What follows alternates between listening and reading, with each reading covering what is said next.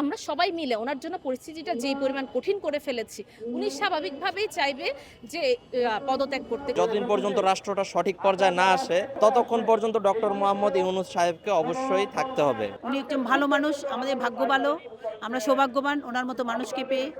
Doctor Mohammad ইউনূসের পদত্যাগের যে ব্যাপারটি, এটি এক গণমানুষের দাবি। ডক্টর মোহাম্মদ ইউনূসের পদত্যাগের যে বিষয়টি সামনে উঠে এসেছে, এটি বাংলাদেশের জনগণ চাই এবং এটি একটি স্বতঃস্ফূর্ত মতামত বলে আমি মনে করি। আমরা জীবনে আছি, আমাদেরকে সবর করতে হবে। আল্লাহ পাক আমাদেরকে সবর করতে বলেছেন, আমাদের আল্লাহর উপর তাওয়াক্কুল করতে হবে, সবর করতে হবে।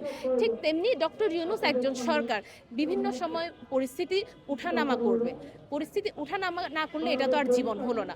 পরিস্থিতি উঠানামা করবেন, ওনার উচিত ধৈর্য ধারণ করা। আর সেই সাথে আমি এটা ওনার একার দোষ দিব না, আমাদের সকলেরই দোষ। আমরা সবাই মিলে ওনার জন্য পরিস্থিতিটা যেই পরিমাণ কঠিন করে ফেলেছি, উনি স্বাভাবিকভাবেই চাইবে যে পদত্যাগ করতে। একটা নির্বাচন হয়ে গেলেই তো হলো না, নির্বাচনটা যদি সুষ্ঠু না হয়, অলরেডি একটা ফেসিস্টদেরকে আমরা যারা তাড়িয়েছি, ওরা নিশ্চয়ই চুপচাপ বসে থাকবে না, ওরা নিশ্চয়ই মুখের মধ্যে আঙ্গুল দিয়ে বসে থাকবে না। একটা নির্বাচনে যদি কোনো ফাঁকফোকর থেকে থাকে, ওনারা অবশ্যই অস্থিতিশীল করার চেষ্টা করবে। তখন আপনারা আমাদেরকে দোষ দিবেন, বলবেন যে কি ইউনূস সরকারকে দোষ দিবেন যে উনি নির্বাচনটা সুষ্ঠুভাবে করতে পারেননি। নির্বাচনটা সুষ্ঠুভাবে করতে পারার জন্য তো একটা সময় দরকার, তাই না? একটা নির্বাচন যদি সুষ্ঠু না হয়, কত অনাকাঙ্ক্ষিত ঘটনা আমরা দেখেছি, এগুলো দেখে যাচ্ছি, এগুলো হতেই থাকবে, এগুলোর কোনো শেষ হবে না। এরপর বলে ওনারা শেষ পর্যন্ত ইউনূস সরকার চলে যাবে, তারপরও ওনার ঘাড়ে দায় থেকে যাবে। আমরা যে সামনের দিকে আগাচ্ছি, জাতি হিসেবে একটি সম্মানীয় পর্যায়ে পৌঁছেছি, এটা আমরা সেই মানে আগের অবস্থা হবে এবং তার চেয়েও খারাপ হবে। এবং এতগুলো শহীদের রক্ত বৃথা যাবে, এতগুলো মায়ের যে বুক খালি হলো, এই আন্দোলন বৃথা যাবে। ওনার পদত্যাগ করা উচিত না। উনি একজন ভালো মানুষ, আমাদের ভাগ্য ভালো, আমরা সৌভাগ্যবান ওনার মতো মানুষকে পেয়ে। কালার এক্সপার্ট, জর্জ স্যাপ এবং মাইল্ড অন হ্যান্ডস টেকনোলজি সমৃদ্ধ অরিক্স ক্রিস্টাল ওয়াশ আপনার লন্ড্রি এক্সপার্ট। উনি যেখানে প্রতিটা সেকেন্ডে এক একটা লেকচারের জন্য হাজার হাজার ডলার গুনেন, সেই মানুষ ওনার শ্রম, সময়, মেধা, ওনার সব কিছু দিয়ে আমাদেরকে উন্নয়ন, অগ্রগতি, কল্যাণের দিকে টেনে নিয়ে যাচ্ছে। সেখান থেকে আমরা ওনাকে বাধাগ্রস্ত করছি, ওনাকে কাজ করতে দিচ্ছি না। যতদিন পর্যন্ত রাষ্ট্রটা সঠিক পর্যায়ে না আসে ততক্ষণ পর্যন্ত ডক্টর মোহাম্মদ ইউনূস সাহেবকে অবশ্যই থাকতে হবে।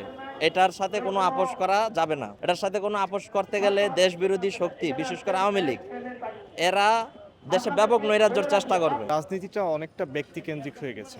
কাঠামোগত যে রাজনৈতিক পরিকাঠামো এই মুহূর্তে দরকার ছিল, তার বাহিরে যে বর্তমান রাজনীতিটা শুধুমাত্র ব্যক্তিকেন্দ্রিক হয়ে গেছে। সেই দিক থেকে চিন্তা করতে গেলে আমি মনে করি যে এটি গণমানুষের দাবি। ডক্টর মোহাম্মদ ইউনূসের পদত্যাগের যে ব্যাপারটি, এটি এক গণমানুষের দাবি।